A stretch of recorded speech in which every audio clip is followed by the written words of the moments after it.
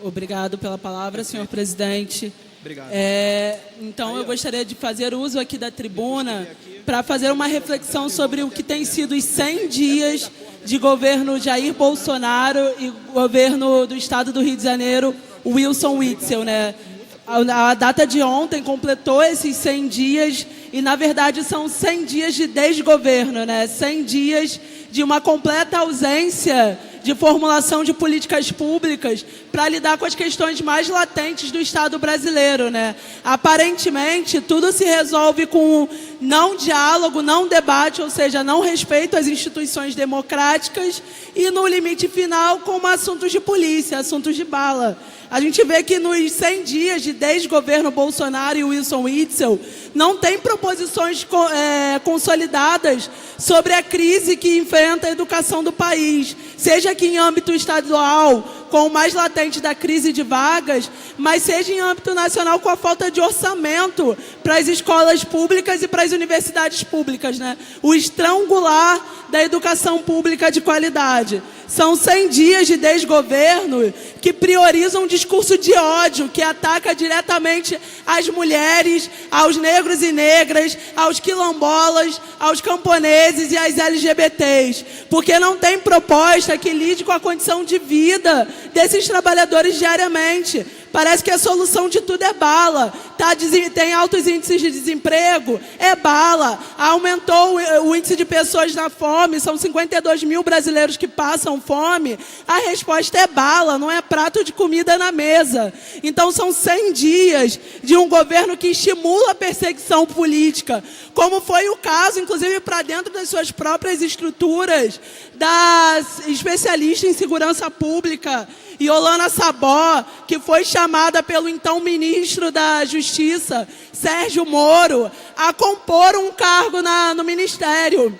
Iola, por ter posições favoráveis, vistas no campo progressista, no que tange a legalização das drogas e o sistema punitivo penitenciário de modo geral, ela é vista como alguém de esquerda, né, pela base eleitoral e pelo próprio Bolsonaro. Então, uma indicação feita pelo ministro foi questionada pelo presidente. O presidente fez cair essa indicação.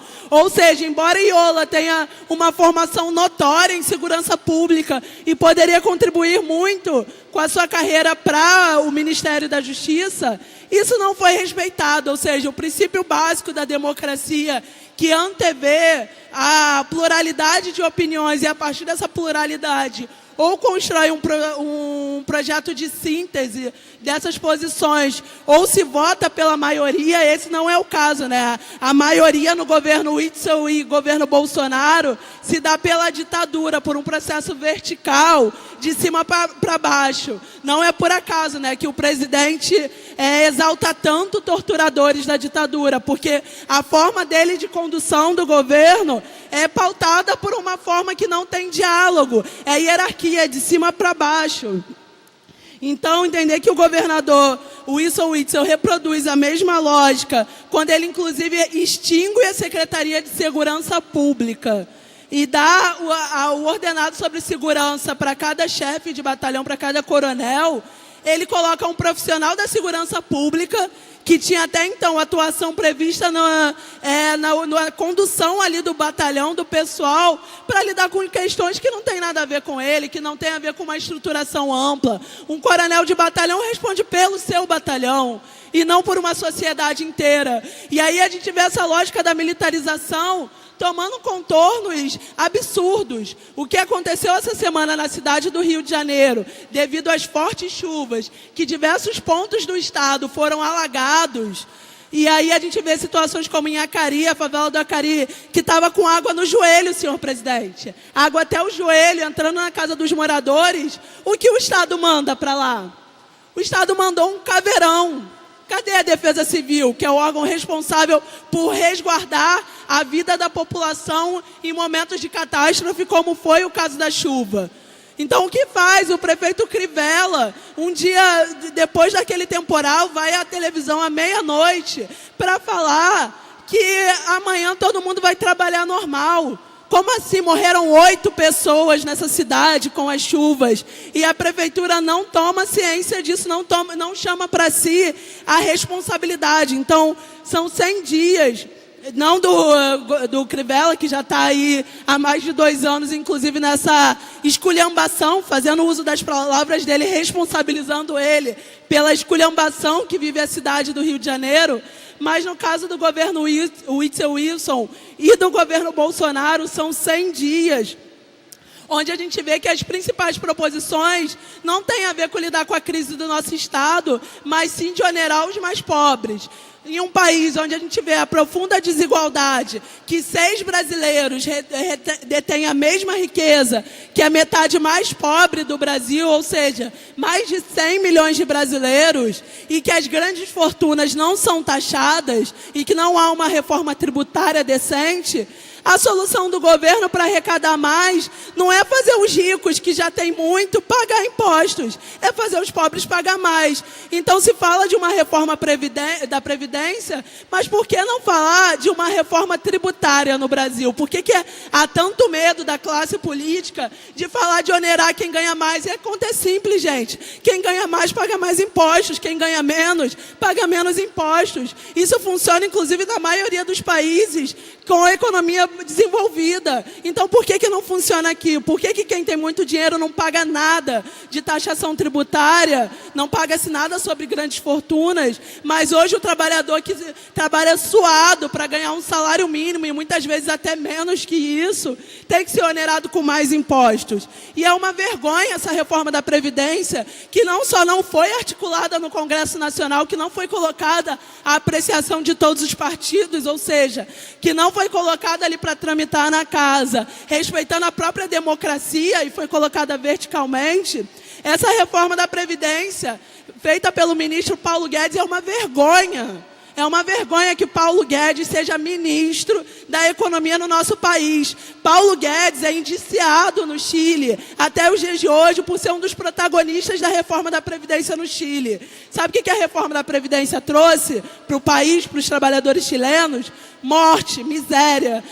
O Chile hoje é um dos países com mais alto índice de suicídio de idosos, porque os idosos trabalham uma vida inteira e quando chega no final para garantir a sua aposentadoria, ganham menos que um salário mínimo. E com esse dinheiro eles não conseguem sobreviver.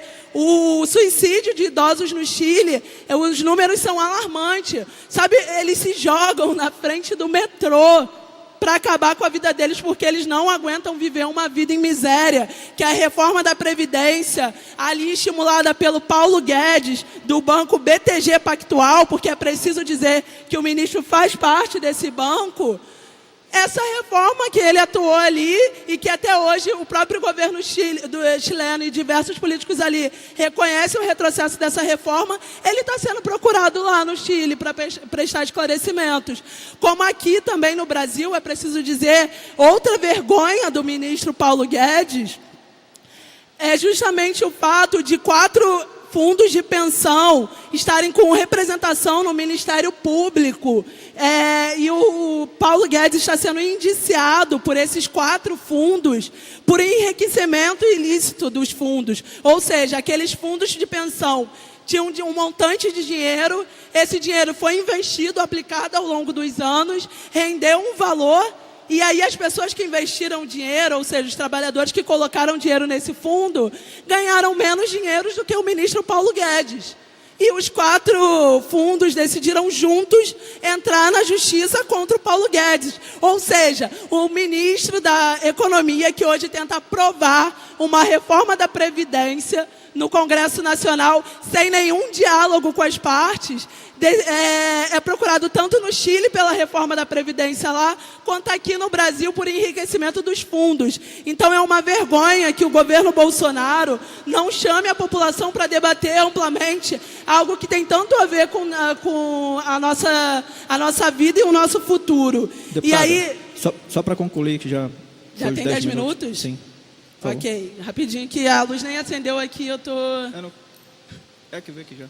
Eu nem ouvi, eu estava me guiando pela luz, mas vou terminar aqui. E aí, não é de se espantar que no dia de ontem a LERJ tenha votado o posse de arma de deputados e auditores fiscais quando votavam um projeto de lei. Ou seja, a ideia de que se há uma demanda de que os deputados precisem andar armados, inclusive os deputados civis, essa proposta tem que ser amplamente debatida na casa. Ela não pode chegar aqui e ser, a partir de uma emenda modificativa, aprovar o posse de arma para os deputados e usar o movimento dos degazianos, um movimento legítimo de trabalhadores, para fazer coro com uma medida que é absurda. A forma como foi aprovado aqui o porte de armas na LERJ é absurdo e não difere, para concluir, senhor presidente, não difere esse absurdo que foi aprovado aqui de mais armas, de uma lógica de uma sociedade que se pauta cada vez mais por armas, né? Segurança pública não é mais o conceito de você se sentir seguro. É o conceito de qual é a sua capacidade de reagir. Então, se alguém vem me roubar, não é a gente desmantelar para que você se sinta seguro para ir trabalhar e que ninguém vai lhe roubar. A forma de se sentir seguro é com uma arma. E aí, o que a gente vai fazer? Vai brincar de resta um? Vamos todo mundo atirar em todo mundo? E aí, quando sobrar só um, aí vira um brasileiro, um país de 200 milhões de habitantes vira o único brasileiro que resistiu a todas as balas. Então, o Brasil virou o quê? Um bang-bang? Para concluir, isso não é diferente dos 80 tiros que atingiram o músico Evaldo, que ia com a sua família a um chá de bebê. É inadmissível que esses tiros sejam vistos como uma reação impulsiva, como algo para alertar. 80 tiros é execução sumária e o Estado brasileiro precisa responder sobre isso.